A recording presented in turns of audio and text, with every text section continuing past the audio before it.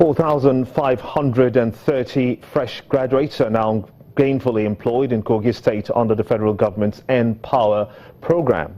The project is a two-year program created by the present administration of President Muhammadu Buhari. For Kogi State Governor Yahaya Bello, the initiative must not be sabotaged by anyone or group of persons. In Kogi State Civil Service, there has never been any official employment since 2007. However, those that are there held on to the position, there are those who ordinarily should go and provide and pave way for a young graduate to come in.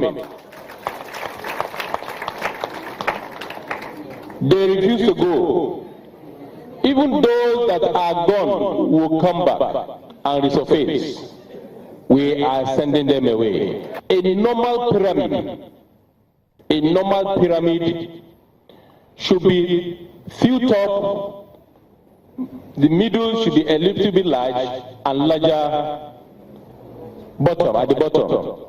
But reverse is the case, where you have a lot of permanent secretaries, directors, deputy directors, even those that should have even retired, occupying the top.